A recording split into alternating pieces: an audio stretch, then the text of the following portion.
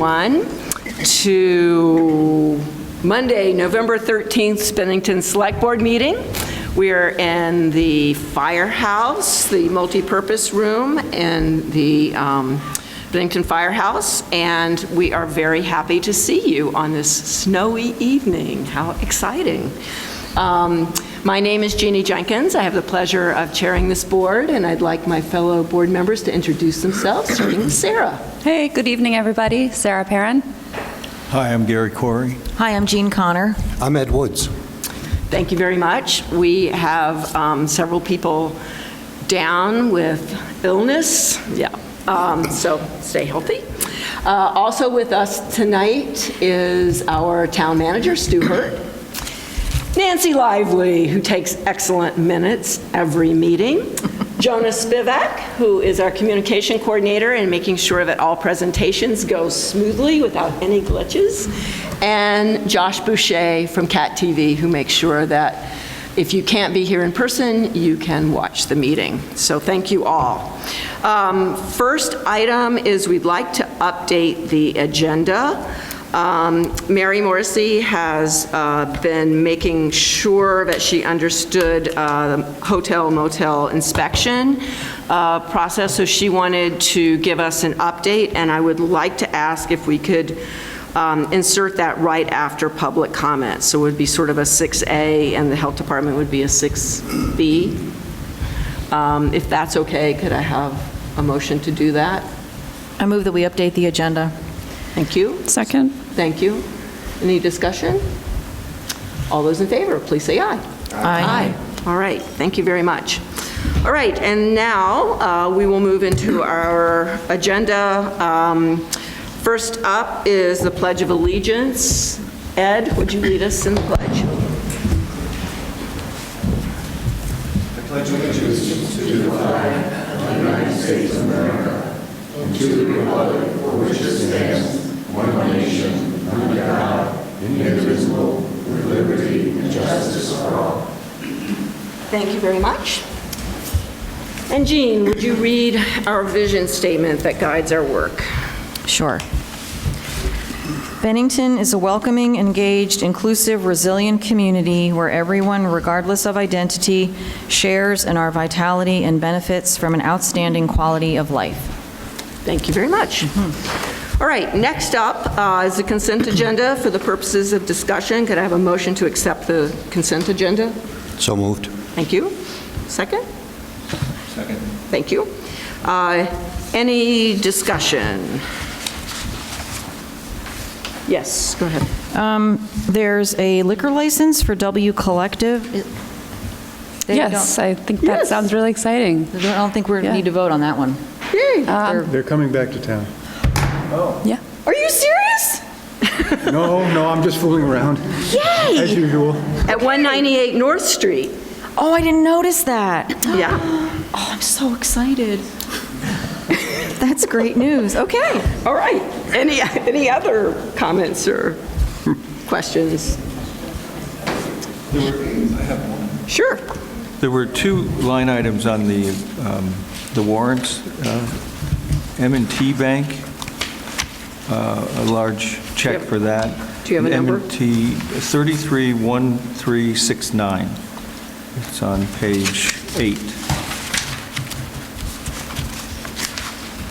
And the one following it, 331370. Just curious what those are.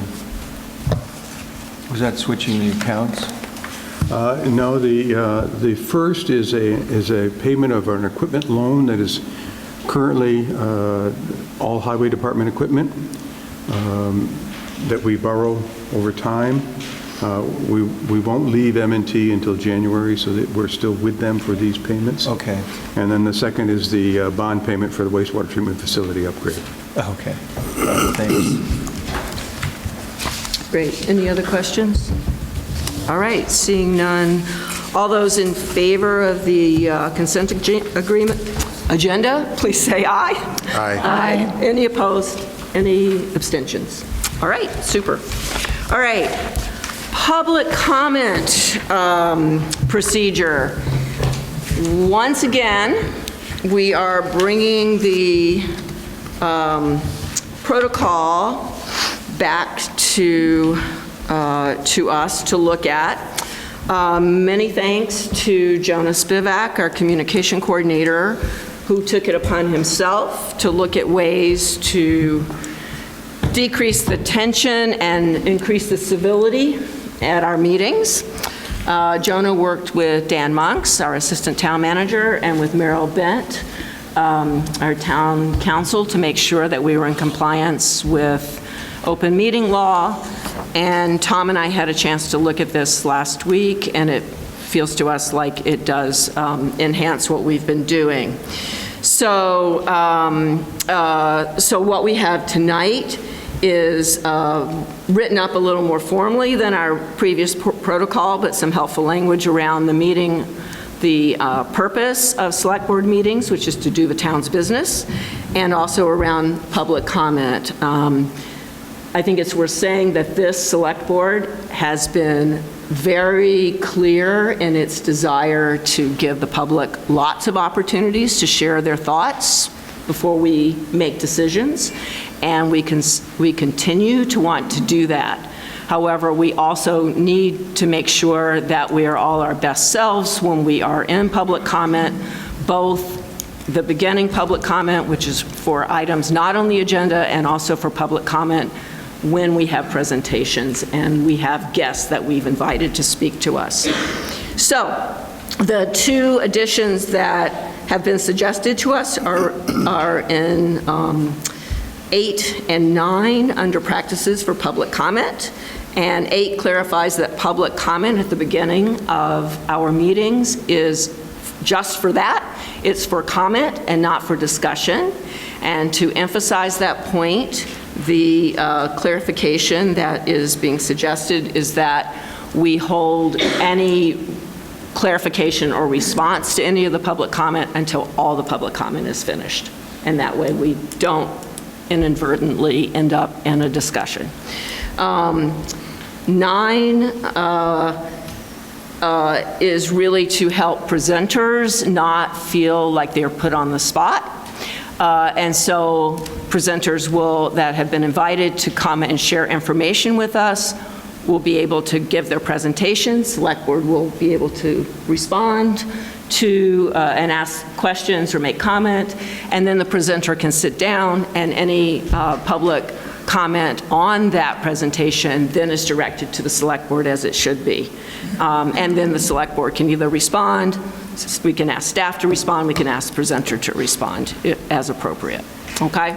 So, so for the purposes of discussion for the select board, could I have a motion to accept this protocol, and then we can discuss whether we want to make changes in it or not? I move that we accept the protocol. I'll second that we move this second protocol as adopted. Thank you. So any discussion, the select board? I think this is a really nice addition. I can see some nice Jonah touches in it. So thank you, Jonah. Okay. All right. Then I'm going to ask that we vote on this. All those in favor, please say aye. Aye. Any opposed? Any abstentions? All right. So this practice will go into effect tonight because we just voted it in. All right.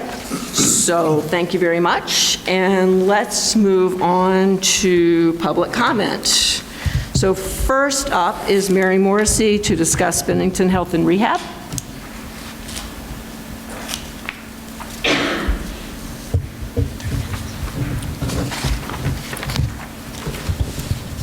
For the record, Mary Morrissey. I have 2 items that I was going to just briefly talk about. I'm hoping that the board will have it on the agenda item for the next meeting. The report on the Project Alliance, we had spoken about it 2 weeks ago at the meeting, and prior to that, the same week, they had a meeting to explain some of what was going to be happening at that project on East Main Street. Since then, I was speaking with Town Manager Stuart Hurd on other issues or matters in town, and he said that on last Thursday it had changed to a private, I guess a private buyer for that project, but then on Friday said it changed again. So I think we do need to have an update as to what is going on with that proposal. My second matter that I'm on here at the podium for is the sale of the Bennington Health and Rehab, which is looking to be purchased by iCare that has several other entities, or shall I say, rehabs or health and rehabs in other states, I believe Connecticut, Massachusetts, and I think that's it at this point. But it was very unsettling even as an elected official, and I think I even speak for all of you. We should have been notified as to what the changes were going to be. The story in the Vermont Biz, and my understanding there was also in the Vermont Digger today a story, but it talked about changing the nursing home, which Bennington Health and Rehab has had significant issues in the last couple of years. They can have 91 individuals housed, or I should say, as residents there getting care, but because of some of their quality of care issues, they only have 40 folks there. Now the state, without talking to any of us, and I spoke with the commissioner today, and they never reached out to us, nor did the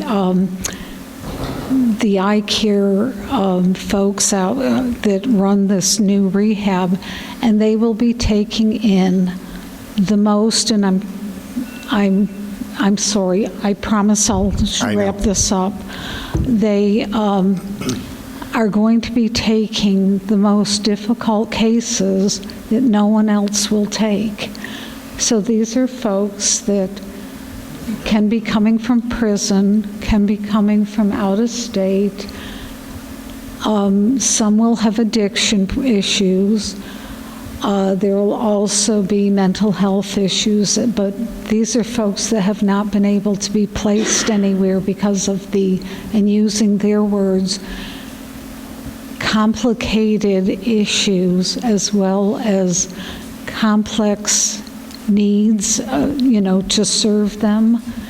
And I have requested that the Commissioner of Dale, which is Department of Aging, Disabilities, and Independent Living, that she comes with iCare to at least explain what that looks like. They're saying that they will be able to provide care for these folks in a secure manner, but I think we as a town, and it's not putting any stereotype on the people that they'll serve, but we need to know that it's first of all a good, safe way of having a mixed population of elderly and disabled who are now being served, mixed with a population that may have complexities, that just how that's going to work. And she did say she would get back to me as to having a meeting here, probably at the firehouse, and it would include select board members, legislators, and I'm not sure how they would open that up as well. But I think going forward, we need to have at least an understanding of what this change is going to look at, because it definitely is a change. So I will update you folks with what comes forth from that. But I think we deserve the respect of having at least the information before us. Thank you, Mary. Next up is Jack Rossiter Munley to speak on refugee resettlement. Hi there, my name is Jack Rossiter Munley. I'm from here in Bennington, and I am the Community Engagement Manager for ECDC, which is the Refugee Resettlement Agency that has an office here in town. And I have exciting news from the world of refugee resettlement, specifically related to ECDC's office, which is that we have moved into our new permanent office space, which is at 120 Union Street here in Bennington. Many of you may know it as the old Berkshire Dance Studio. And it is an ideal fit for the kind of work that we do because it affords us two large spaces, one for offices and one for community meeting space and just general community space. We are looking forward to doing a lot of programming out of our own space now that we have a space that's conducive to programming, and it is also a location that affords us even more ways for people to get involved as volunteers. We've had a lot of people step forward and have done incredible volunteer work, helping us with donations of items or working directly with people to provide them with transportation support shortly after they arrive here to the United States. But now that we have a larger, more significant office space, we have more volunteer opportunities like helping us sort and clean some of the donations that come in, or any number of other tasks. So if you're interested in helping support refugee resettlement here in Bennington, and again, that's helping people who are starting new lives here in the United States after being forced to flee from their home countries because of threats of violence through no fault of their own, you can get in touch with me. And now that I am mostly done facilitating the office move, I have been catching up on my emails and getting back to people who've reached out to me, but please reach out to me if you're interested in volunteering. My email is jrossitermunley@ecdcus.org, jrossitermunley@ecdcus.org. Thanks. Thank you, Jack. Next up, Clark Adams. Does it say compliment? No. Oh. Oh, darn. What does it say? What does it say? This is complaint. Oh, complaint. Oh, darn. Okay. Go ahead. Again, Clark Adams, Bennington, just like 2 weeks ago, and since 1953. I saw something 2 weeks ago that I kind of was unnerved by it. I saw a police officer used to remove somebody here who chose not to self-identify themselves during these meetings. And it concerned me to the point where I went home and I kind of researched the open meeting law to the extent I wrote letters to both the Attorney General's office and the Secretary of State's office about exactly what the statutory requirements to identify to speak at one of these meetings might be. And both offices said they could find no statutory requirement to self-identify to speak at an open meeting like this. And that further concerned me that a police force was used against a citizen seeking to redress their grievances with our elected officials. As a result, I provided the letter in accordance with the Vermont statutes. It is the first step in my formal grievance to the Attorney General's office for what I perceive as a violation of the Vermont Open Meetings Law. And I would strongly encourage folks to sit down and ask, at what point are we going to stop accepting the idea of a police officer or any armed agent of the government suppressing personal and political speech that is not threatening or inducing violence from occurring as a result of a self-created non-statutory rule. Thank you. Thank you. All right, and then next up is Debbie Matt to talk about Ben High and the Senior Center.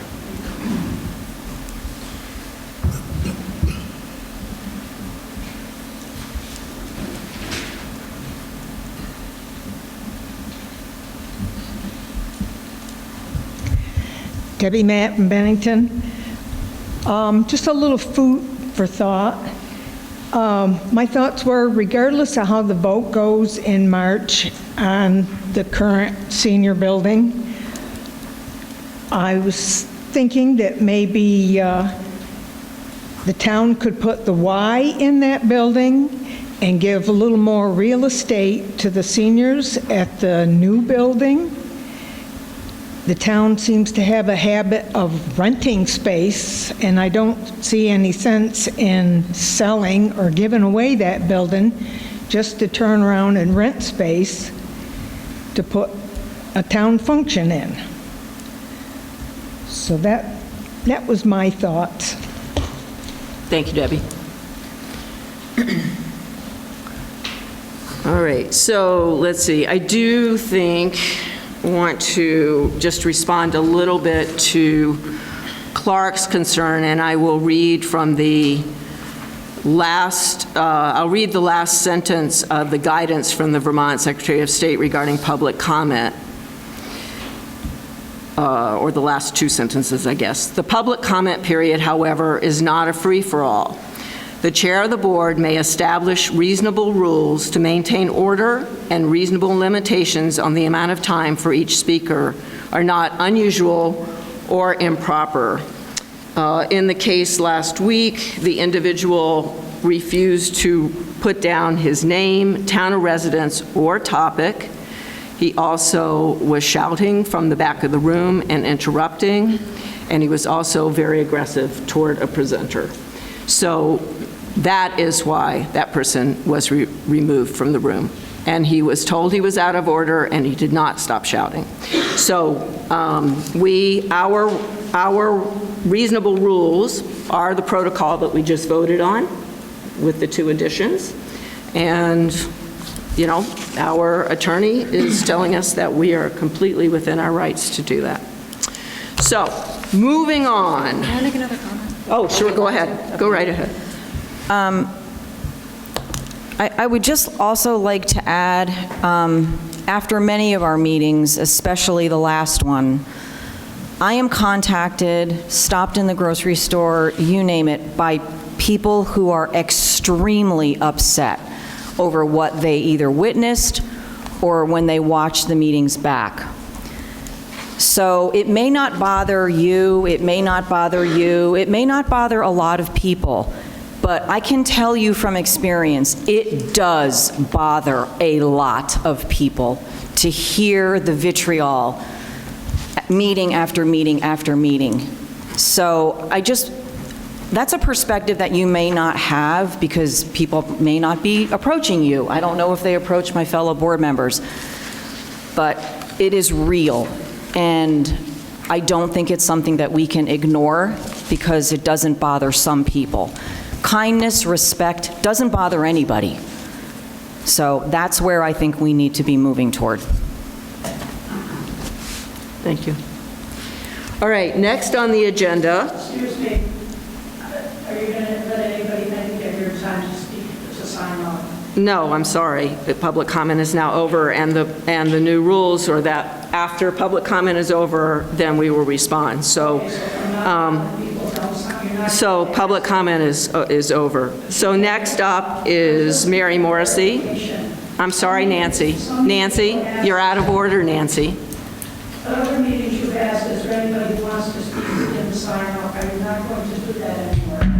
I did not do that, and we moved into the next section, so I'm sorry. I am sorry. You've done that in the past, that's just what I want to verify. No, that's my error. I'm sorry. Mary is up next to talk about the hotel motel inspection update. Yes, we had spoken about the motel hotel voucher inspection at several of the select board meetings, and I had reached out to the Department of Human Services because it was reported that like when Turning Point and other agencies have gone into the motels and hotels, they're in pretty tough condition.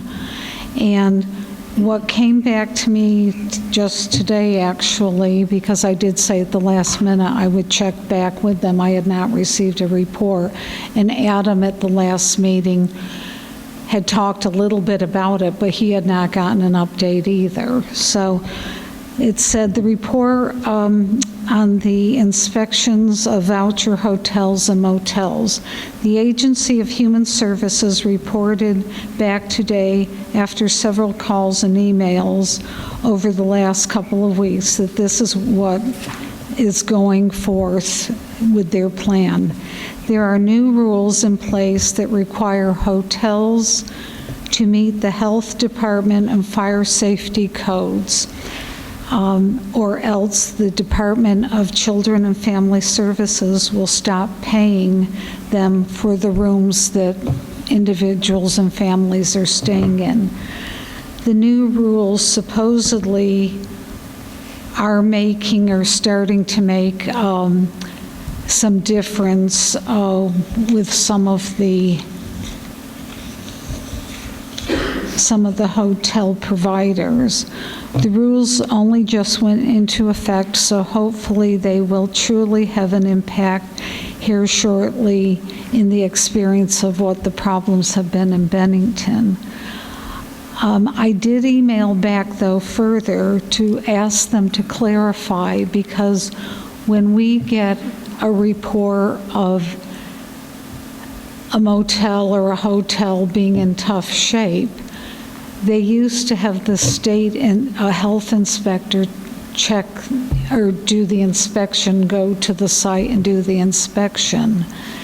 And I think the confusion or the problem here is I think they're looking at local folks, our local health inspector, to be doing it. And so I did say if they could clarify that, because I think at one of the meetings we discussed that possibly the state, maybe with some assistance from our local folks when needed, could work. But that would have to be something that was clarified on both ends, because it does impact our person here. So hopefully they will be back with something in regards to that so that these inspections can be done, because quite honestly, they have not been doing much of any of that since COVID. And, that does need to be done on a program like this where the state has set this format to house folks. There does need to be the inspections to make sure they're livable spaces and clean. So that is the update at this point. There will be, if the hotel motel owners are not helping to be part of the solution, then they won't be paid. But there also should be some commitment to those who are receiving housing as well. But but if anything else comes up, do you have any of the members have any questions? Yeah, so any select board members have questions? I do. So I'm still unclear about what's new, because is it that they're going to do inspections? No. As opposed to, already if violations are reported, they get acted on, so. Right. What is new is that all of the hotels and motels supposedly have received documentation from the state that they have to follow the fire codes and health codes as well. If it is reported that they are not, or that they're in not good shape, then the Department of Family and Children's Services will not pay them to have families staying there. But just as you said, the point that they have to clarify is who and how the inspections are going to be done, because we did hear at the last meeting, and Select Board member Ed Woods had said that it's sometimes hard to get in to do those inspections, especially under the present circumstances. Okay, So, thank you. that does need to be clarified. Go ahead. I may have missed, you may have answered this, I may have not heard you. So I think Margay mentioned at the last meeting that often people refuse to let inspectors in. Will they have to let them in? Well, that is the piece that they've got to clarify, because in my discussions with them, I said, it is a difficult situation on a couple of angles here. And, you know, you want to be respectful, but those inspections do need to be done in order to change what's going on. Yeah, okay. So hopefully there will be another update, but I'm just sorry it's taken the state this long to, you know, provide this even. Thank you. I just have one more question, Mary. I'm sorry. So if a motel or hotel owner is found not in compliance and therefore is not being paid, I'm assuming that the resident that's being housed there then goes back into the system, if you will, for housing elsewhere? They didn't clarify that, but I would think that that would happen, but I'm not going to assume it. Those are questions I emailed back to them today to say, this just can't be floating out there, because again, what happens, like you just said, to a family that gets displaced because the conditions are not good.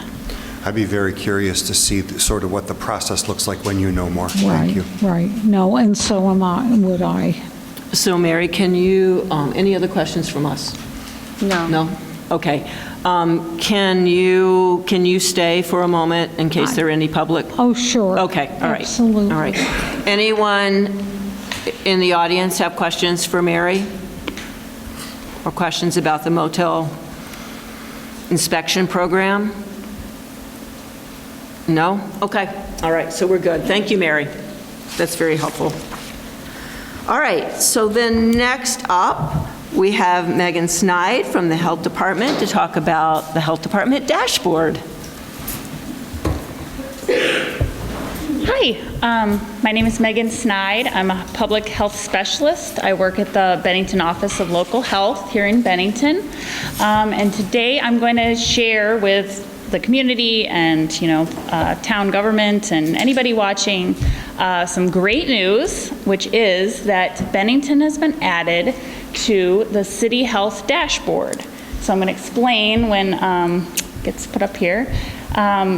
We actually, at the Health Department, I became aware of kind of a contest where smaller cities and towns of less than 50,000 people could be added to the City Health Dashboard, which already exists for towns of 50,000 people or plus. If you wanted to advance the slide. So there's a contest called the Put Us on the Map Challenge. And basically all that it really entailed was, why do you want to use this data, or, what kind of projects might you work on if you had more data for your town. And so you can see these are all of the new cities of less than 50,000 people who were added, and Bennington's one of them. You can change the slide. So I realize I didn't yet tell you what is the City Health Dashboard. So the goal of the City Health Dashboard is to help cities across the U.S. leverage the power of data to improve the health and well-being of everyone in their community. The dashboard provides up to 40 metrics about each city. And I have in parentheses, Bennington currently has 28. So I'll explain a little bit on the next slide, but not every metric that they offer for all of the cities is even, they don't necessarily have all of the data for every town or city that's included. And I'll show you the 28 that were available for Bennington. A unique feature and one of the most exciting things about the dashboard is that it provides a tool to compare cities with similar characteristics. So all of us have access to a lot of this data. This is really a repository for data that's already out there. The CDC has this data.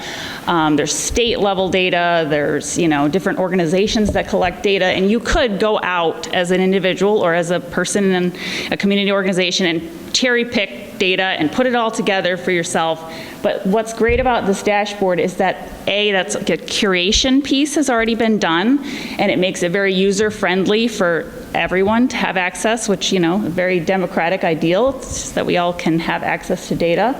But also it gives this comparison tool. So they have already sort of made sure that when they provide this data point from Bennington, and you wanted to look at a data point in, one of the other towns available on the dashboard, that you are comparing apples to apples. So you can say, oh, what do other towns of, 15,000 people in the Northeast, what do their metrics look like? So the City Health Dashboard is made to be easy to use. It's a one-stop resource, and it is completely free. The state of Vermont, pays my salary, and I did a little bit to get us on the dashboard, but generally this is a free resource. It didn't cost the town of Bennington anything to apply or to be on the dashboard. It is maintained through a partnership between New York University's Langone Health and the Robert Wood Johnson Foundation. So that's the funding source that pays for the statisticians and analysts who help to make the dashboard. And also the great thing is that I didn't put on the slideshow, they not only made it, but they're kind of there on standby for us to interact with. That was one of the wonderful benefits of winning the City Health Dashboards Put Us on the Map challenge, was that we get to interface with some of the people who made these metrics or made the dashboard with the metrics, and we get to kind of have an ongoing conversation as a winner of this challenge about what kind of metrics are we missing and what might be another health data point or data point about the social determinants of health, like housing and environmental concerns. Next. So yes, this I explained this part, little trophy there that we won this opportunity, and again, it gives us customized access to data about our town.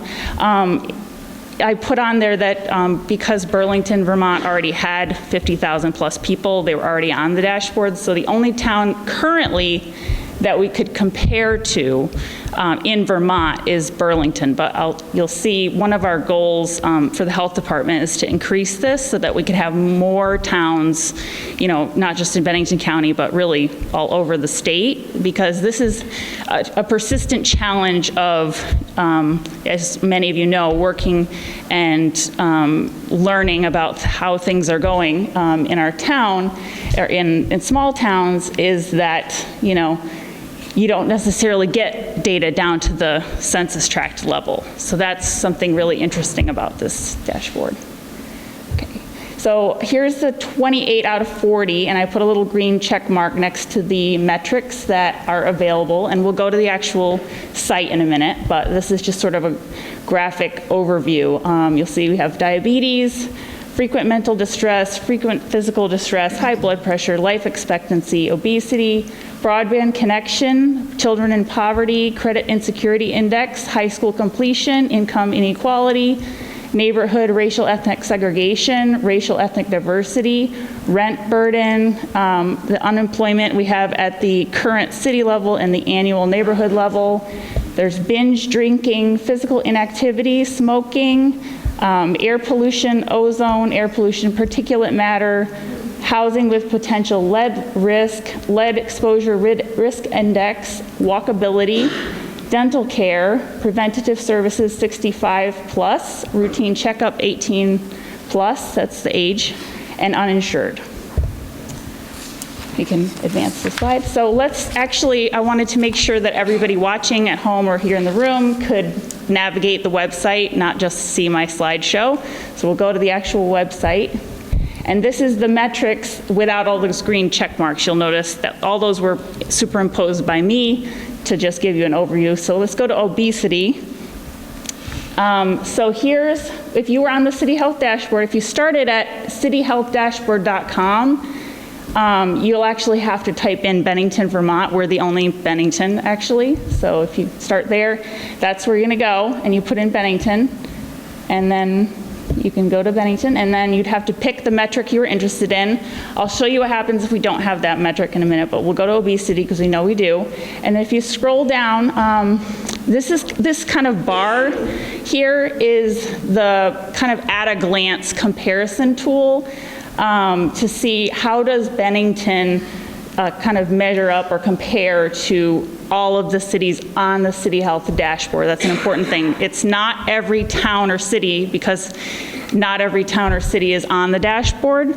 So remember, we're trying to increase the number of small towns and cities that are on the dashboard, but currently it's a lot of bigger cities. But there are some little ones that we can compare to. So you see obesity in 2020. Now, something to keep in mind with statistics, I work for the state and I work with data about health, and they'll collect those statistics usually a couple years ago, and then they do all of their analysis, and then we get the data later. That's a kind of normal thing in public health. So it looks like, oh, that's old data, but you have to keep in mind that's kind of how the data works. Also, some of those metrics they didn't collect for 2020. It might not have been the best year to collect the data, or it might not be the most recent. So some of them will be 2021, but they will clearly tell you which year it's taken from. So here you'll see the important kind of symbology of this website. The little yellow slider is where Bennington is on this continuum. The average of the dashboard cities is the 31.2%. If there's a little green check mark, it means that overall, for all of the census tracts in Bennington, an average, we're doing better than at 25.5% than the average. But I wanted to show you the blue region on the right here. Those are the 4 census tracts in Bennington. And as I said, the 25.5 is an average. There's actually, if you clicked on the dark blue, I think it will tell you, the dark blue census tract has 30.4. The central census tract, which is the most populated area, has 27.1. Then there's the southeastern area, which is 24.4, and the western side has 21.6. So it's an average of all those areas. So you're getting overall the town of Bennington and also more granular data about the census tracts. And something really great about City Health Dashboard is they let you know, like I said, the source of the data, so you can go back to where did you get this from, but also guidance in interpreting the data. So sometimes the data source itself might be important to know something about it. For example, the CDC they have a source of data from something called PLACES, P-L-A-C-E-S. And PLACES data is actually an estimate. It's not that it's unreliable. It's reliable, but the way that you're supposed to interpret it is important. So when you use PLACES data, for example, let's say we wanted to think about over time, we implemented this new policy, okay, and we want to see this percentage go up before the policy versus after the policy. You really shouldn't do that with PLACES data, and the technical document down here at the bottom where it says tips and cautions for using the data, if you click that little caret, which Jonah's already clicked, and then you'll see it opens up the technical document. Now that is kind of dry, but it is, really important information. If you're to open this, it's a long PDF, but you can scroll to the metric you're interested in, and it'll tell you exactly how they got the data, any formulas they used, how you should interpret it, where, links to the original data set. So that's, again, really important to be transparent and make sure people are all aware of what does this mean, where did you get it from, etc. So if we want to go back to the slideshow, it does link to Bennington, our town website actually too. So if you want to go to the next slide. So this was just me explaining what we just looked at. Now here's the next feature when I told you that we want to compare apples to apples. The way that you get to that is on the City Health dashboard. Once you've looked for Bennington, you're going to go to this Compare Cities arrow. And at that point, you could either pick a city that you know is on the dashboard. If you know that, you put it in there. Or you can go to filter, which is a very handy tool. First of all, because we do want to kind of, if we're going to look at health metrics and we want to see how other cities and towns are doing compared to us, it makes the most sense to keep the population in a similar range. So 0 to 55,000. Then you can kind of filter by location. So, you know, if you do region New England, and then you can also use population demographics if any of those metrics are of interest. It includes race, ethnicity, and income and poverty level. But if you just kept it to population and location, you're going to get kind of more, the other metrics will sometimes shrink the amount of possible cities. So if you go to 19, let's go to like Salisbury, Connecticut, and Methuen, Massachusetts here on the right, I think is a smaller town.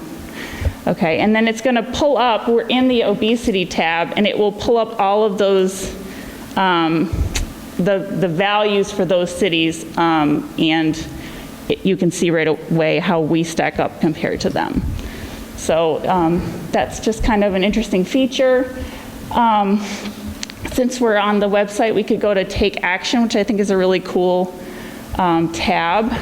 So, you know, it's one thing to have data and a bunch of numbers, and that's great, but this is kind of like guidance for people about what can you do about it. So there's, if the topic is obesity, they would suggest policies and programs. Some of those, I will say though, are kind of more national level policies and programs. They aren't necessarily something like, hey, SVMC in Bennington is doing this program to help with obesity. It's more like, a bigger organization. But I would love if more people got involved, got interested in the dashboard, and then, like I said, we have this kind of direct connection to the dashboard creators. So if your organization is doing good work, I think it'd be great to tell them, hey, we can give you some updates about that. Bennington's doing this, this, and this is what you can do to get help with this health metric. But anyway, that's just my little idea. If you want to go back to the PowerPoint. So, yeah, really, I'm just here to share news, encourage everybody to check it out. It's at cityhealthdashboard.org, and you just type in Bennington, Vermont. And yeah, you can use this data to inform projects, tailor outreach to our local community, especially that census tract information. It might, if you are an organization that wants to reach people with certain health issues, it's not to say that you just help the people in the northeastern census tract, but it might help you decide which area makes the most sense to, I don't know, to reach out to. Also, just kind of giving you an overview of how we're doing in different areas. And then one of the goals is, as I said, eventually to offer this opportunity to other towns in Vermont. And I mean, all over, elsewhere, but we really care about Vermont. And the City Health Dashboard is available to towns with as few as 3,000 people. I think I even saw another town in New Jersey that had 1,500 people, and they still got on the dashboard. So, I mean, there's hope for some of our neighboring towns. And then there's an application process, which you could certainly get in touch with me since I've gone through the process of applying. I'd be happy to help if you're watching this and you're from another town and you're interested. But also, people in the community organizations and individuals, I'm happy to help with navigating the dashboard, ideas for how to use it. So all of my contact information is on the next slide. That's me. So yeah, that's my email, megansnide@vermont.gov, and I'd be happy to help with technical assistance and support. Great. Thank you. This is a very exciting opportunity for us. Select board members, questions? Yeah, go for it. As usual, seem to keep my mouth shut. that was pretty cool. I'm going to say that right off the bat. But I'm curious about, my hometown was actually one of them on there. I was kind of surprised to see that. Yeah. It's a town of about 36,000 people, right outside of New York City. You know, not even close to comparable to Bennington. Right. So I guess I'm curious about the apples to apples comparison because they're light years apart. Even if you picked, I think some of those metrics, they suggested Troy, which is, you know, a very different environment. I agree with you there. Part of the issue that we, like, as a small town, it takes a whole lot of finagling to find anything at all, like even with the CDC websites, even with data savvy individuals, to say what's a good model for, you know, what's, not only just finding a town that's like us, but then one that has the data. So the idea of the City Health Dashboard is that eventually everybody's going to get this.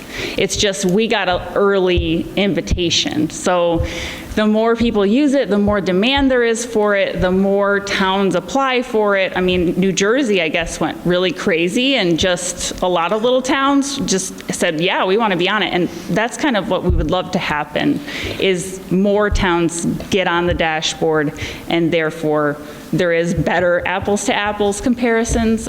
You know, you do kind of have to be, unfortunately, they don't break it down to like 20,000 and below. Right, or socioeconomic level. Correct. Or, you know, all of that, because that really would be. You can look at the metrics. I didn't open that part, but you can change demographics on the main page a little bit.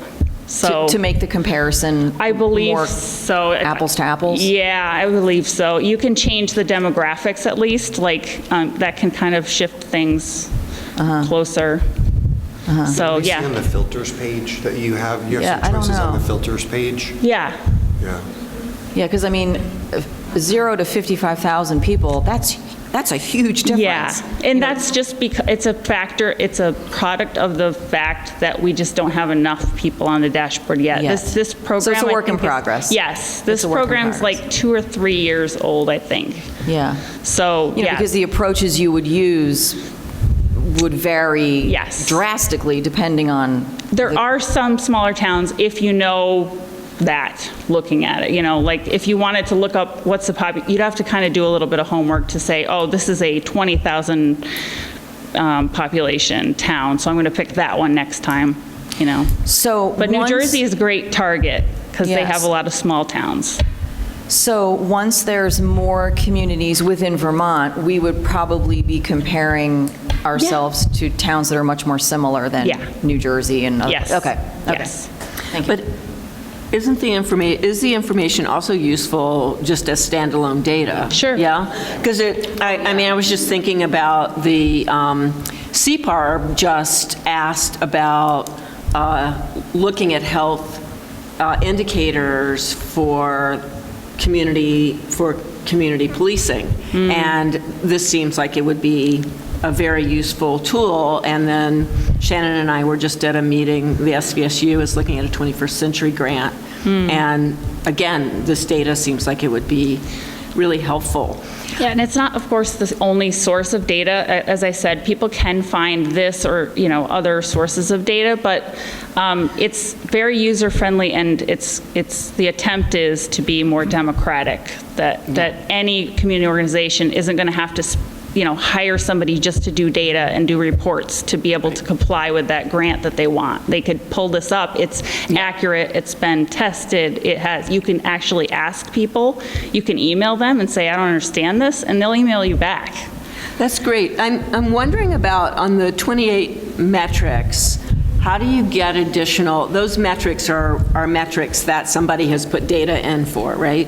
So if we wanted to look at specific additional metrics, could we do that? I mean, I'm looking at like third grade reading skill. Right. You know, like that seems pretty straightforward to be able to And that data probably exists. It might live in another department. That it just depends on, for example, there was one about,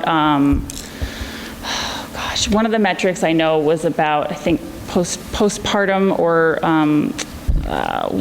something about women giving birth, and I was like, oh, I know the hospital knows that for Bennington, but if it isn't reported in the same way, then it doesn't, again, they're focused on the data has to be a comparable source. So if for the state of Vermont and a couple of other states didn't change birth certificates, that's what it was, to a kind of national standard, and because it was different, they couldn't use it for Vermont, anywhere in Vermont.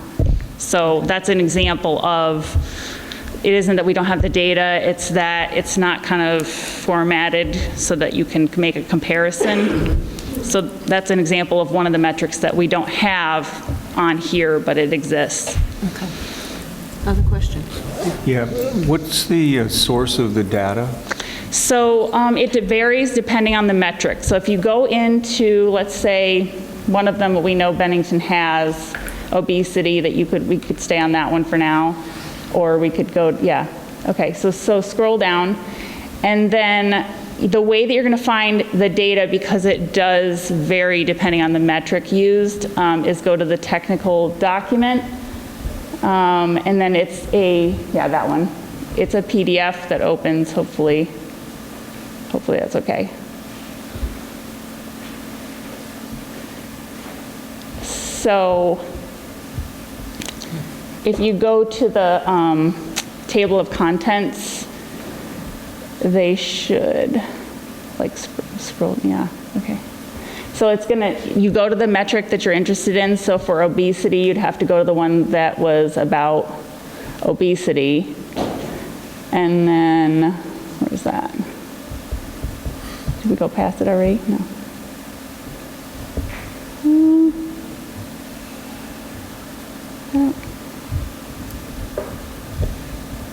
I mean, I'm guessing I think it was. If you dig down through that, you'll find where that data came from. Yeah. Okay. Oh. Well, I guess let's find another data metric, just for the sake of, just keep scrolling down and we'll find one of them and it will tell you. So if it was children in poverty, page 20, we go to that spot. Oops. Which we. I was going to go to page 20. Oh, sorry. It's okay. It's okay. You're good. I know, right? Everybody look away if you're feeling nauseous. So you'll see there's like formulas on here. This is the part that sometimes the data, the reason I can't give you it's all the CDC, is sometimes these statisticians at NYU actually made an algorithm to show the data. That's where you would see like formulas and stuff. So here's one for broadband connection. They are showing you how they got their metric might be like a %, whereas the original data might have been numbers, for example. So that's an example of where they would convert it to this percentage type metric.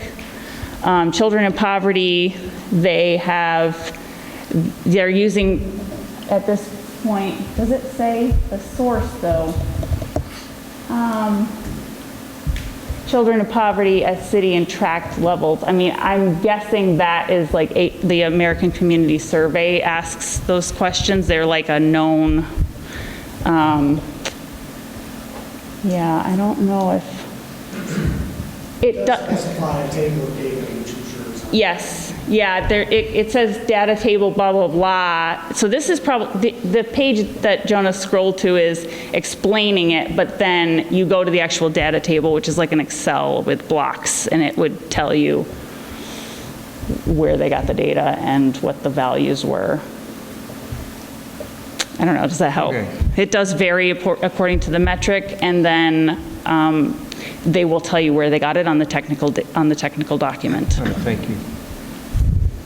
Any other questions from select board members? No? All right. So if you want to have a seat, and I'll open it up to the public. Any questions? Please come on up and state your name. Nancy, sorry. Either one. Nancy White, Bennington. Just to clarify, the only people used are going to be living in the town of Bennington. And what will you do when you get to the high school and the middle school? Are you going to back out the kids that go to school from other towns? Nancy, can you just repeat the question? Sorry? Or you couldn't hear? Can you repeat that question? This will be limited just to people who live in the town of Bennington. That's my first question. Kids who go to the high school and middle school, many come from other towns. If you're looking for data from the high school, middle school, will you be backing out the kids from other towns who go to school here in Bennington? Okay. All right, so Nancy, that's, so we'll collect any other questions? All right, so Megan, you're in the best position to answer that, I think. So thank you for the question. This data is limited to the 4 census tracts in Bennington, the town. Currently, our goal eventually is to encourage, we of course can't make anyone apply, but encourage as many smaller towns as possible to apply. So we would love for, Shasberry, Pownell, Woodford, all of our neighbors to be able to have the same advantage. Currently, though, it is limited to Bennington residents. It's using American Community Survey, CDC data for the people that live in Bennington, so the 15,500 something people. In regard to the questions about the high school, I don't actually know if high school completion, I feel bad to not have memorized all of this, but I think it may be one of the missing metrics for Bennington. Do you want pulling that back up? Not that I want to take everyone's time, but I know that a lot of the educational data was actually missing at this time from what we're able to pull up from the... And I will say, at the state level, the MAU Yes. completion data is MAU. So if Yes. you are in Arlington, or if you, because that's part, yeah. So Yeah. if you are coming from another community and graduate or not from MAU, you're counted in that statistic. And there's the YRBS is a data source that we use when talking about youth, and I don't know that I don't think it separates according to town either. It's just, honestly, though, there are some helpful metrics I'm sure you could, if you had that data, but at the smaller that you get with your population size, actually, the more likely you could have demographics that identify somebody, first of all.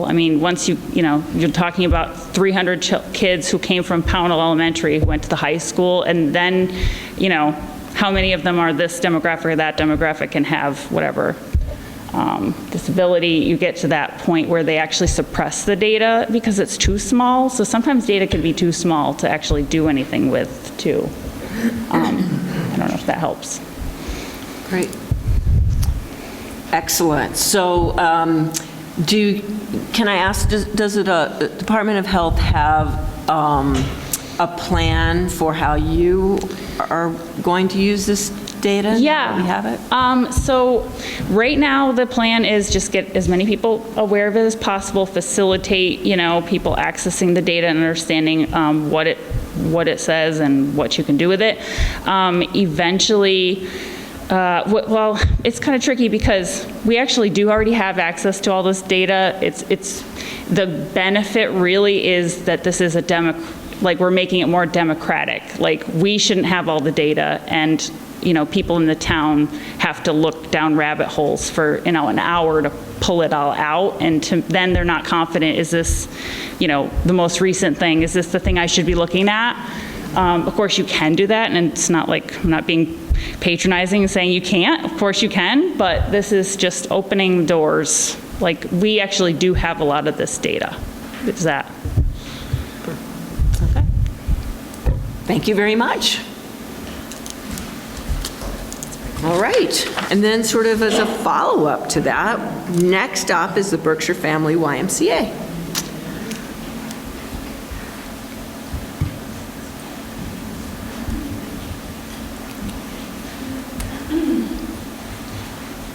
We have a contingent. We do. I know. I broadened my group here.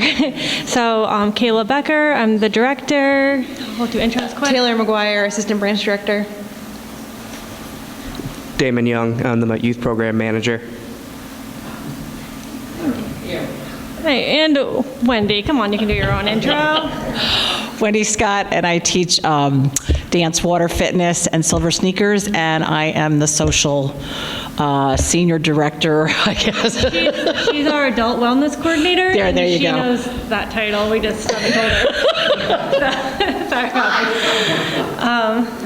All right, so we're here to recap summer, as we always do. It's almost been long enough that we're feeling like we're ready to do it again. Not quite, but the pictures are great, so we'll show you some highlights, and then what's next for us. So Taylor put together this slideshow, and Jonah's going to run it for us.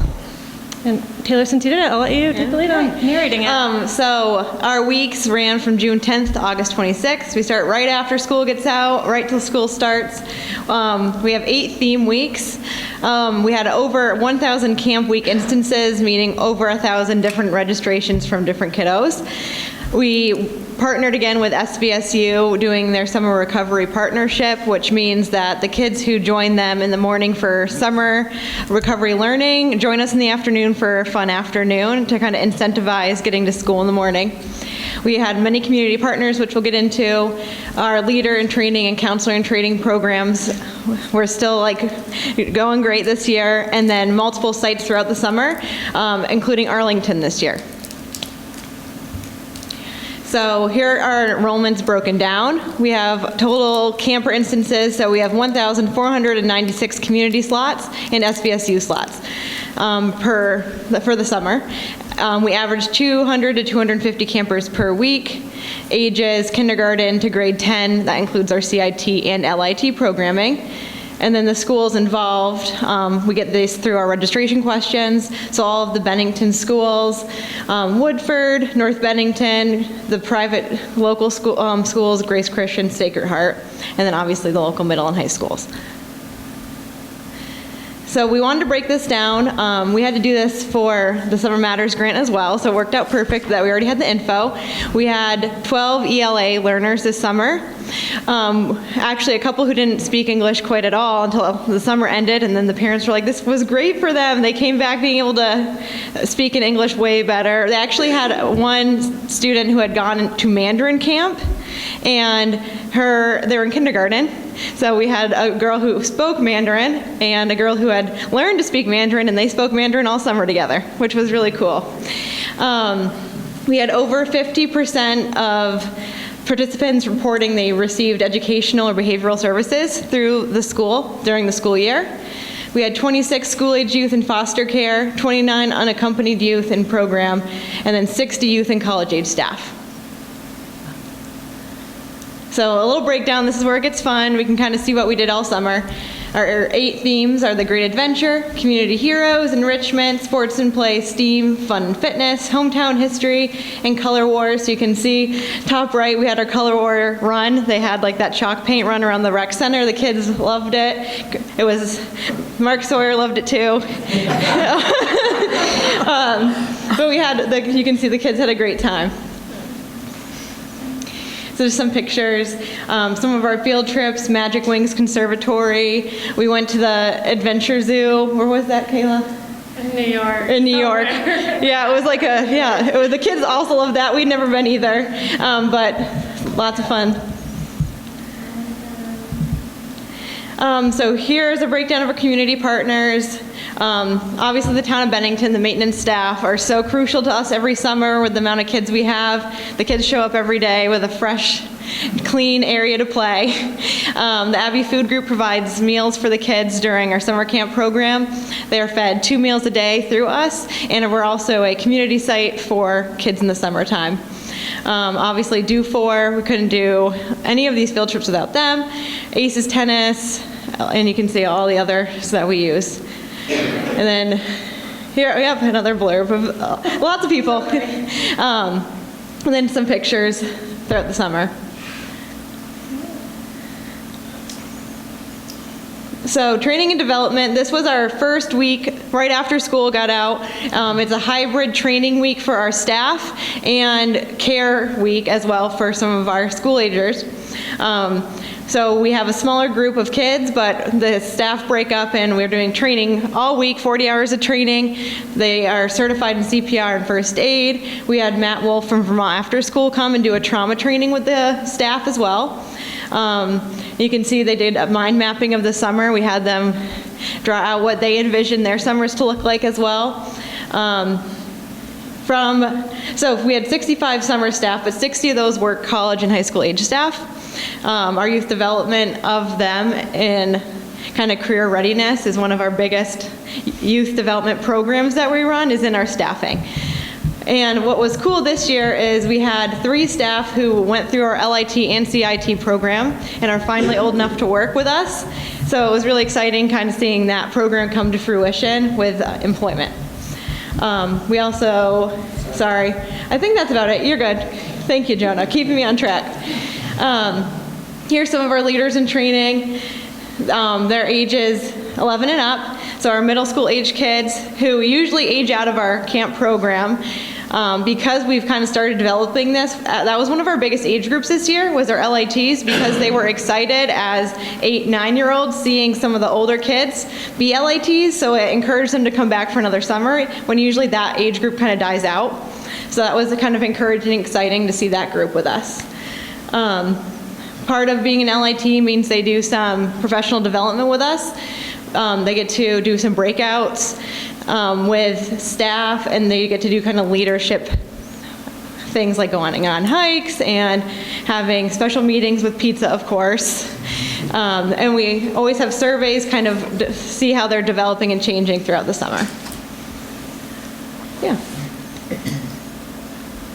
So what was cool this year is me personally was working with Vermont After School, working on a grant for Bennington County that we could use our LITs to kind of work on. This grant is having our teens decide how this money is being spent for something teen-oriented for Bennington kids.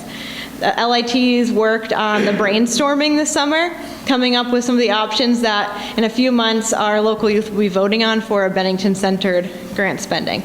So this is them working hard. That room was very loud. The pictures don't really give it justice, but it was so loud because they were so excited to be working on this project all summer. Yeah, so counselor in training. Actually, right here, you can see we have this young man right here. He's been a LIT with us and was a staff this year, so that was very exciting to see him. But ages 14 and up, it's an application and interview process.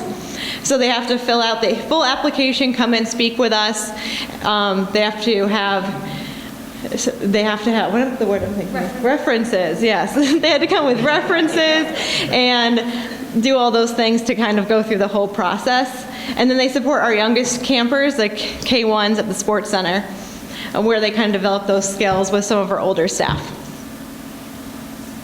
Some more pictures, of course. Yep.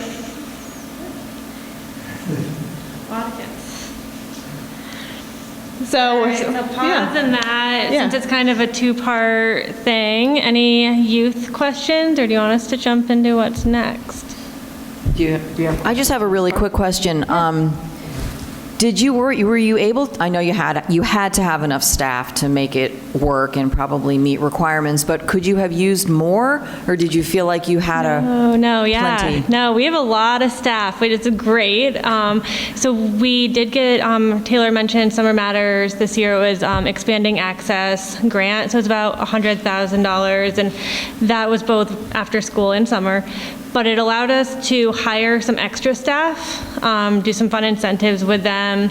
A lot of, she said, like high schoolers. So we always are looking for mentor staff, leaders and models, but the teens are amazing at playing with the kids. So, I mean, we were well staffed, we were comfortable all summer. Mm-hmm. That's awesome.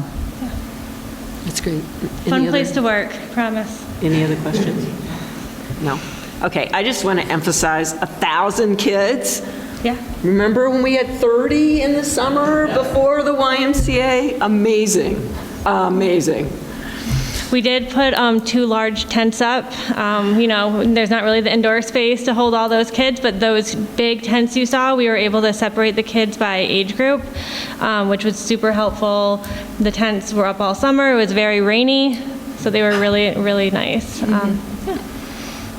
I also have Damon here. I'm just going to want to touch on, we're going to go into adult in a minute, but one of the strengths right now is that our youth programming is, we've been here a few years now, so it's becoming solid. We're partnering with Maya Basketball right now. That's about to kick off. We're excited about that partnership. We have about 200 kids. Maya Basketball was an amazing program, and just working together with them to keep all of the good things and add some infrastructure and capacity. Wow. And I'm sure you'll have questions at the end, but without further ado. Yes. So adult programming. So we obviously have lots for the kids, lots for youth, but we also have lots of adult programming going on. So group exercise, new to 2023, we've added in quite a few new classes. I think we have 23 classes total right now, which is a huge offering. We've really increased our group exercise schedule with different types of offerings that people were asking for.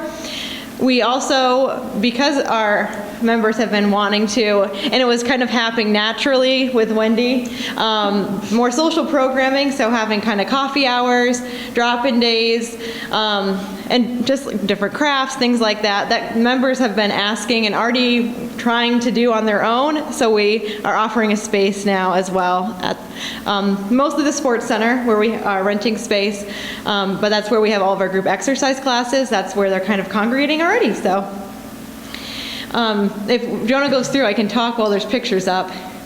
I tried, you might have to click it again, Jonah. I think I did something weird. Yeah. So you can see some of our pictures, group exercise, potlucks, some fun Halloween, but the members, adult members are really looking for fitness, but also, that social wellness as well. And in between classes, members were already sitting and hanging out and chatting. So we threw out a coffee pot, and it kind of created and led to more with Wendy, who started as a member and came to us, was like, I just really want to be involved with the Y. And we hired her as a group exercise instructor, but her passion is socializing. So,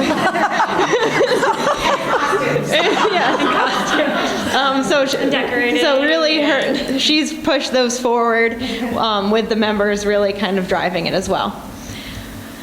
So yeah. So some upcoming fall 23 through spring 24. Kayla mentioned Maya Basketball. After school is really solid with our partnership with SVSU. We currently have sites at the Bennington Sports Center, at Pownell and Shasbury Elementary, and as well as North Bennington Village School in a separate kind of partnership there. Partnering with the varsity athletic programs with like basketball. The varsity teams were at our evaluation day, helping do that with some of the players and the coaches. We're working with Vermont After School, teen spaces, and then just adult programming. We have lots coming on. Camp planning is already in process for next year. We're just growing and having fun. All right. Wow. Okay. Board members, any questions, comments? That was a terrific presentation. Thank you. I just have a quick question. The 2 after school, Vermont After School, are those like homework help and basically daycare? Vermont After School is it's a grant we're working with. So the Y is partnering with Vermont After School to help use this grant money for teens specifically. Teens ages like 10 to 21 is like their age bracket, but this spending will be coming soon.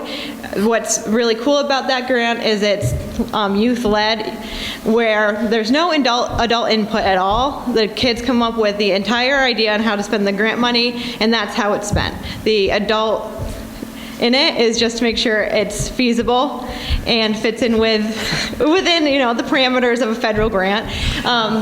But the why is supporting that spending. So that's where that comes in.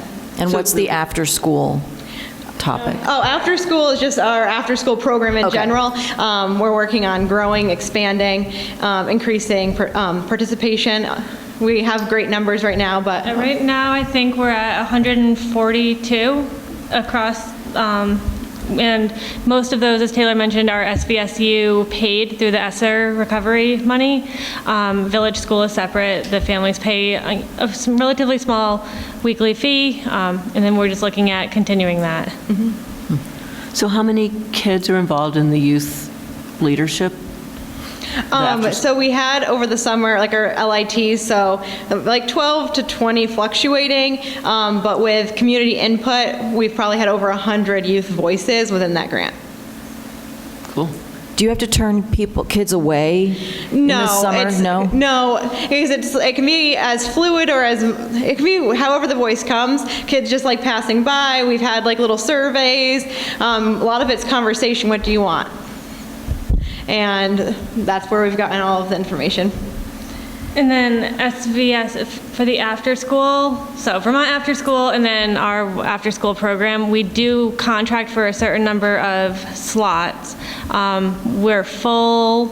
Shasberry has a wait list, but we've been able to add in more just based on, as staff are available. So, cool. Again, lots of high schoolers. It's a good high school job. It's fantastic. Amazing. Any other questions? No, I'd just like to say thank you for the wonderful presentation, and I love your energy and just to hear about all the things that you've been doing. Thank you. Wendy, did you want to say anything? Wendy always wants, we love Wendy. I mean, if you've walked into the rec center, she does the addition justice by how beautiful it is. If you haven't been in there recently, we did add some seating because Wendy was decorating it and everyone wanted to hang out in there. So I'm like, okay, fine, I'll get some tables and chairs. So, is there anything you want to say? You want to add? You have to go to the mic. Come on. Listen, I have a big mouth. No, Cat TV needs you to go to the mic. Ask my students. I'm thrilled to be working for the Y. I moved from Maine 2 years ago and just started swimming at the Y and kind of came to them and said, I want to help, I want to do something. And it's kind of grown into that. I love the kids and I love working with seniors. And it is about health, obviously, and getting fit, but there's also a need for seniors to have some mental health, and there's a lot of very lonely seniors in this community. So we are really trying to get people to come out, and even if it's for a cup of coffee, and I bake every Wednesday, and I pop popcorn on Tuesdays and Thursdays, and we just did, we did a huge amount of veterans cards for Thanksgiving. In between classes, the ladies are coming and writing cards, and then we're gonna do something for Christmas. We have a big potluck. It's our second official crock pot cook-off on Friday for the ladies. Anybody that wants to come, it's a lot of fun. Everybody likes to participate, and it's, it is a competition, so it's always fun. But we're just doing, I feel so privileged because not only do I love teaching my classes, and I just have amazing, amazing people in my classes. They inspire me every day. There's someone in here too that's in one of my classes right there.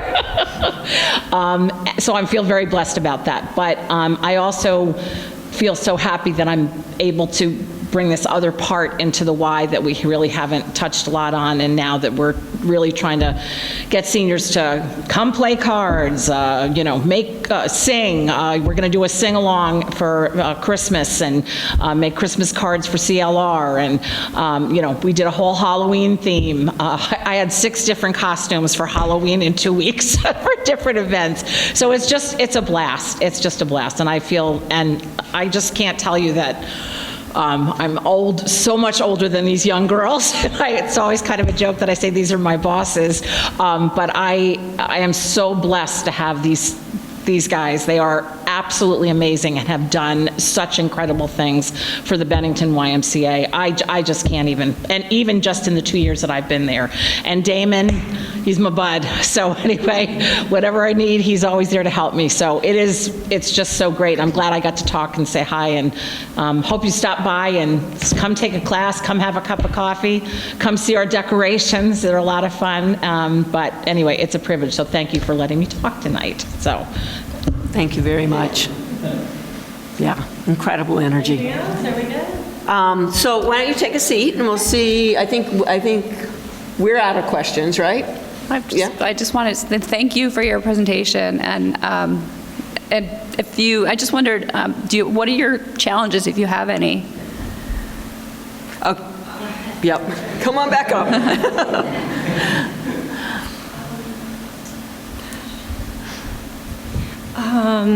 I don't I'm putting you on the spot here, so yeah. you're like, I mean, honestly, the biggest challenge is just finding where to do all the things that we're trying to do. And we pivot and we find spots and we find little homes everywhere that we can. So it's not that big of a challenge, but that would probably be our biggest challenge. Okay. All right. Yeah. Ben, I will help that. Yes. Thank you.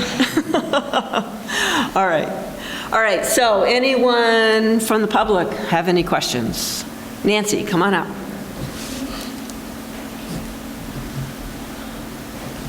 Lots of questions, just tracking down the money. First, I'll start with the seniors. We in Bennington, the town taxpayers, are the only ones who pay the budget for the senior center building, a second budget for the senior center. No other town has ever helped us pay.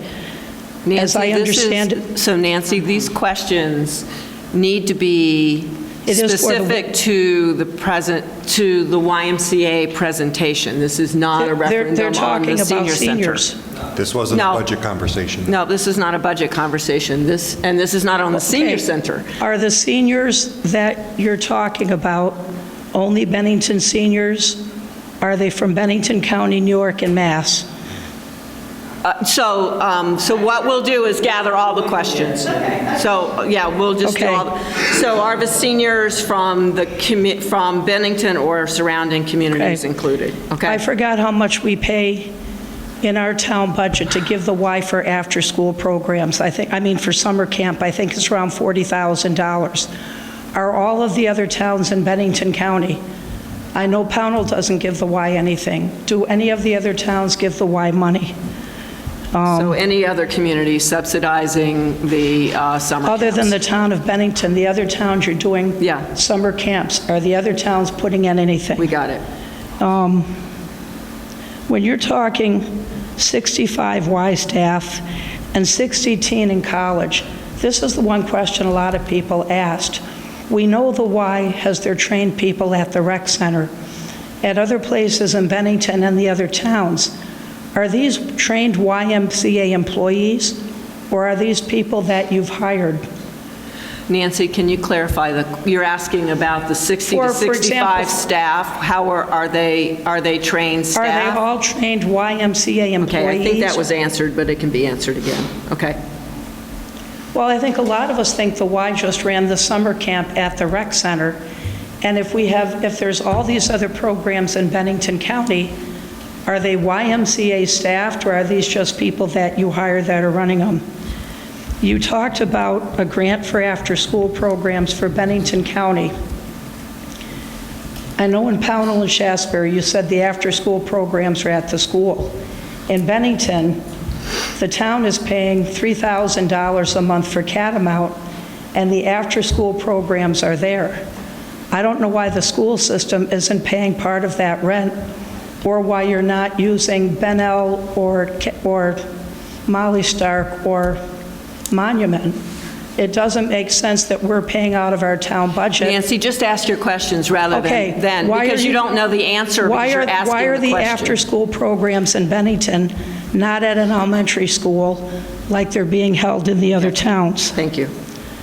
And again, it looks like in Bennington, we're paying a lot of money, and I question, please tell me the other towns that are paying anything out of their local budgets. Is the school system even paying out of their budget? For after-school programs, for day camps.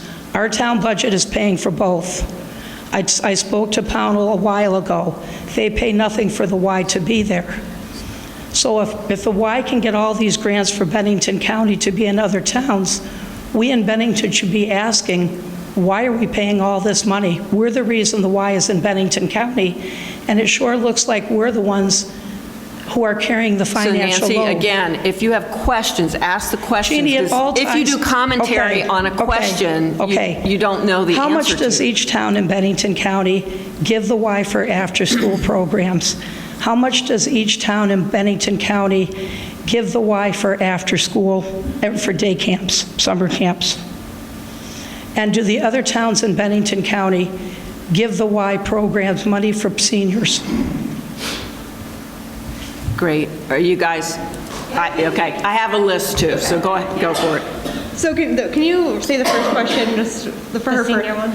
Yeah, can you just? The senior, so seniors, are all the senior citizens from Bennington, or are they from? So they're not all from Bennington, but Bennington taxpayers are the ones who get the discount through the town.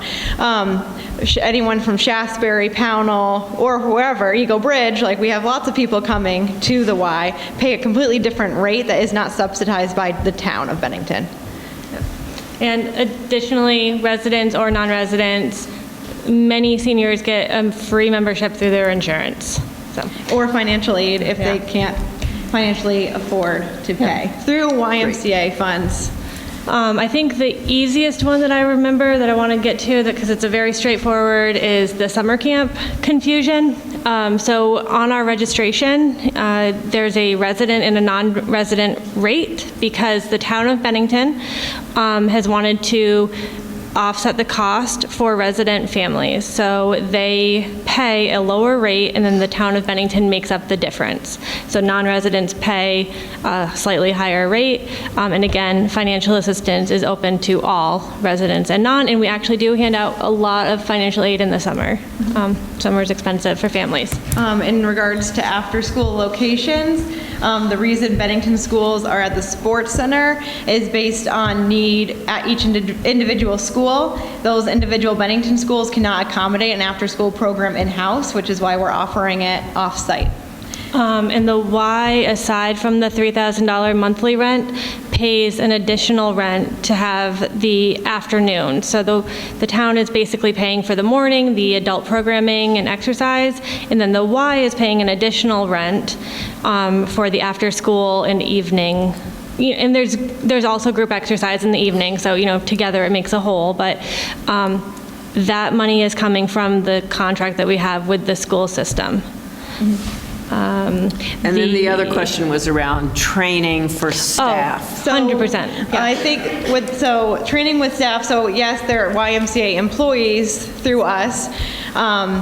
This summer, they all are from the Bennington area, not all from Bennington County, but the Bennington area, youth from MAU, Arlington. They're all, if they work for us, they're a YMCA employee, and we do the training as a Y staff. So. Okay, great, thank you. Any other questions? Yes, Dan. Okay, please. And I've said this many times, but I think we just need to keep saying it over and over and over again. So first of all, the partnership with the YMCA has been an incredible success, and I thank the Select Board for their leadership in bringing the Y here. But I think they say follow the comment is made, follow the money. I think, Stuart, you correct me if I'm wrong, we have not seen an increase in the YMCA's contract fees to us in over 3 years, and we have exponentially increased the services that are there. 30 kids to 1,000 kids, senior program we didn't have before, an exponentially larger amount of offerings that the YMCA has done, and it's cost us nothing extra than what we were paying before when we had maybe 2 or 3 staff. Now they have 65 staff. We're talking about an incredible bargain for this community, and I just think this was the vision that you guys had, and it's been an absolute success, and we're not done yet. So I want to say thank you to the Y, and I want to say thank you to the Select Board for making this happen, and let's keep going. Thank you for saying that, Dan. Yeah. I do have, I must correct Dan on one point. Yeah. the amount of scholarships or subsidy for students in the classes that are Bennington residents has gone from, I think in the first year, somewhere around 19,000 up to close to some, I think Nancy had it close, 40-some-odd thousand, because the number of students from Bennington who we subsidize has increased dramatically. Well, you can't go from 30 to 1,000 and not expect to see some increase. So that's fantastic. That is fantastic. It's fantastic. So, yeah, thank you. I would just like to add, kind of piggyback on Dan's comment, the money's great.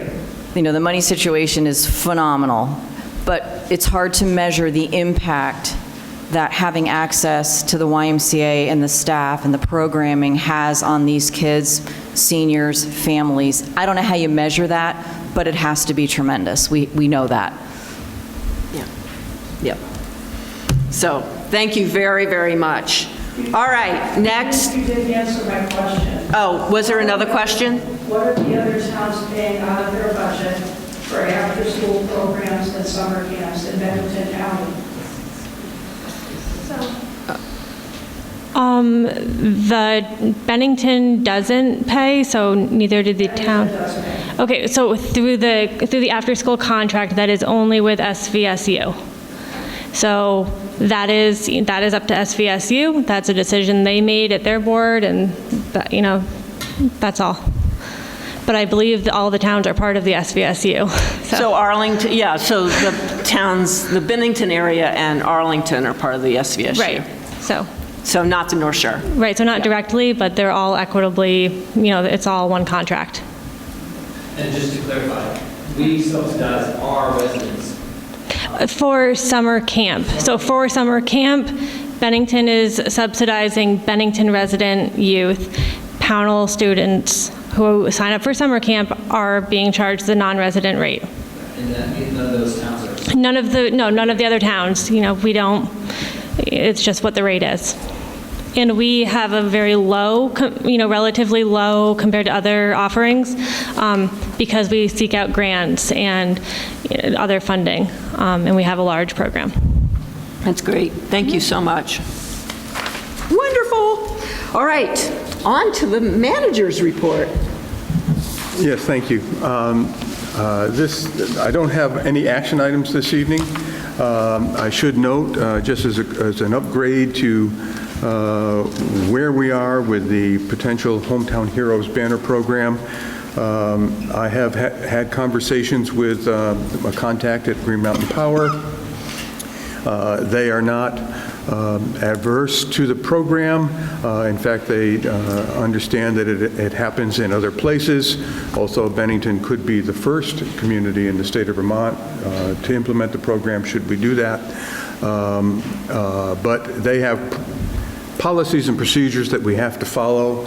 I'm working with the contact from the Hometown Heroes program, which is sponsored by the VFW and American Legion Riders groups. And we are putting together an application program, qualifications for the banners, ultimately costs and installation costs. Green Mountain Power will be involved throughout. So we'll have to secure their approval before we come to you for formal approval. But we're moving along. Along those lines, in a similar fashion, I know that folks have been querying as to whether or not we can put signs at the entrances to the community, advertising that we are in fact a Purple Heart community. At the present time, state law prohibits that. Also, it apparently happens in other communities, and that may be something that the Agency of Transportation and the folks who do the sign enforcement for the state levels are overlooking. But we did install 2 Purple Heart Communities flags near the Four Corners for the parade this weekend, and they will continue to fly as long as the American flags fly. So in a sense, we are announcing that we are participating. The last thing I want to talk a little bit about is the Benmont Avenue burned out structure. We have been working for quite some time to try to get clarification from the Department of Environmental Conservation as to how we can either knock that down and secure it, or knock it down, secure it for a time, and potentially remove it without accepting any liability for any contamination that may be there. I am finally in contact with Matt Chapman from the agency. He was one of the contacts for the original PFOA efforts here in Bennington. He tells me that they are tremendously sympathetic to the problem, and they are working up some guidelines for us that may allow us to tear down or knock down the property, secure it. Ultimately, I think they'd like to see it removed, but that is going to be a tremendous cost because it is likely going to have to go to a certified landfill for whatever the contaminants may be.